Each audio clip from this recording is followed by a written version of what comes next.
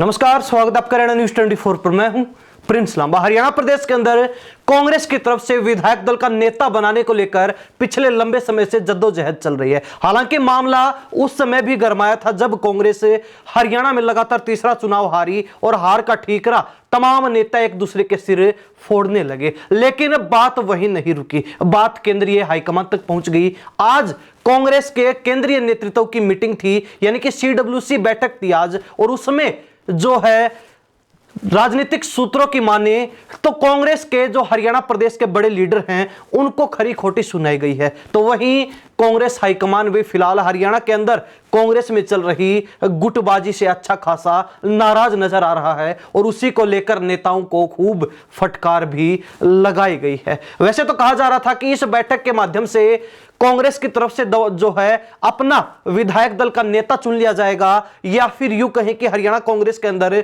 जो बड़े बदलाव की संभावनाएं लगाई जा रही थी वो बदलाव कर दिए जाएंगे। लेकिन अब तक ऐसा कुछ देखने को मिला नहीं है। वैसे तो हरियाणा कांग्रेस के अंदर नेता प्रतिपक्ष पद को लेकर पिछले कई दिन से लगातार 4 नाम चर्चा में है। पहला नाम भूपेंद्र सिंह हुड्डा का है, जो लगातार नेता प्रतिपक्ष बनते रहे हैं और फिलहाल भी नेता प्रतिपक्ष पद को लेकर केंद्रीय नेतृत्व के सामने, आला कमान के सामने अड़े खड़े हैं, यानी कि इस पद को छोड़ना नहीं चाहते, ये जिम्मेदारी हर हाल में चाहते हैं। वहीं दूसरी तरफ हुड्डा खेमे से ही 2 नाम और हैं। पहला नाम आता है अशोक अरोड़ा का, जो कि थानेसर से विधायक हैं। तो वहीं दूसरा नाम हाल फिलहाल रघुवीर कादियान का भी चर्चा में। आपको बता दें कि रघुवीर कादियान इस बार के हरियाणा विधानसभा सदन के सबसे उम्रदराज विधायक हैं, यानी कि सबसे अधिक उम्र वाले विधायक हैं। तो वहीं उनके अनुभव को देखते हुए, उनकी राजनीतिक अवधि को देखते हुए भी उनको नेता प्रतिपक्ष बनाया जा सकता है। वैसे आपको बता दें कि इनके अलावा भी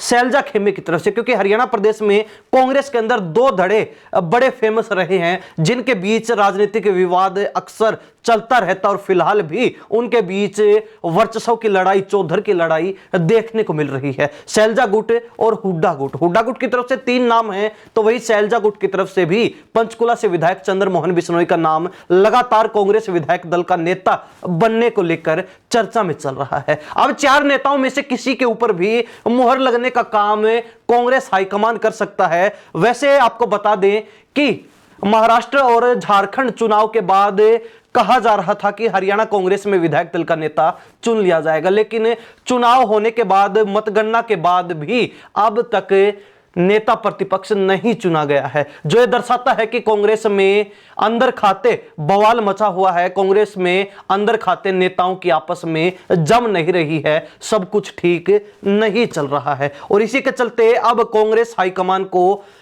सख्त होना पड़ रहा है और सख्त लहजे में उन्होंने हरियाणा प्रदेश के कांग्रेसी नेताओं को एक बार फिर खरी खोटी सुना डाली है, जमकर फटकार लगा दिया। सबसे पहले मामला जो उठा वो गुटबाजी का रहा है, और गुटबाजी हरियाणा कांग्रेस की किसी से छुपी नहीं है। और उसी के चलते हरियाणा कांग्रेस जहां तीसरी बार चुनाव हारी, तो अब नेता प्रतिपक्ष पद को लेकर भी चुनावी परिणाम आने के 1.5 महीने बाद भी लगातार घमासान मचा हुआ है। लगातार जो है नेता प्रतिपक्ष नहीं चुना गया है। अब देखने वाली बात रहेगी कांग्रेस हाईकमान किस तरीके से इस मामले को सुलझा पाता है, किस तरीके से इस मामले का समाधान कर पाता है, या फिर ये जो लड़ाई है, ये जो वर्चस्व की लड़ाई है, चौधर की लड़ाई है, हुड्डा खेमे और शैलजा खेमे के बीच यूं ही चलती रहेगी, यूं ही बरकरार रहेगी। हरियाणा प्रदेश के अंदर जिस तरीके से कांग्रेस के नेताओं ने एक और बड़ा हार का कारण माना संगठन की कमी, तो क्या वो संगठन की कमी अब पूरी हो पाएगी? क्योंकि 2 दशक बीत जाने के बाद भी कांग्रेस के पास अपना संगठन तैयार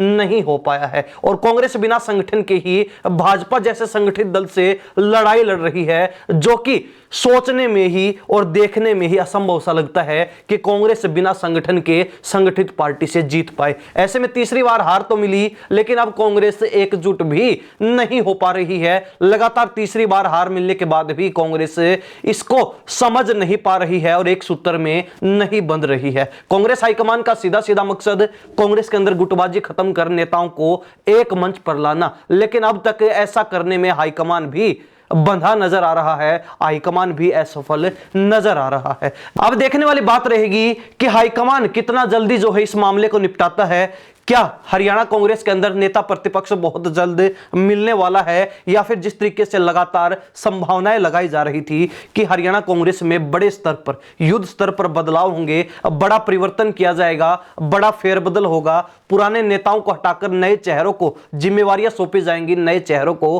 कांग्रेस की कमान प्रदेश के अंदर सौंपी जाएगी। क्या कुछ देखने को मिलेगा, यह भविष्य के गर्भ में छुपा है, लेकिन हरियाणा प्रदेश की जनता इस बारे में अपनी क्या राय रखती है, कमेंट के माध्यम से जरूर लिख दीजिए। इन्हीं सब बातों के साथ हूं प्रिंस लांबा, हरियाणा न्यूज़ 24। नमस्कार, जय हिंद।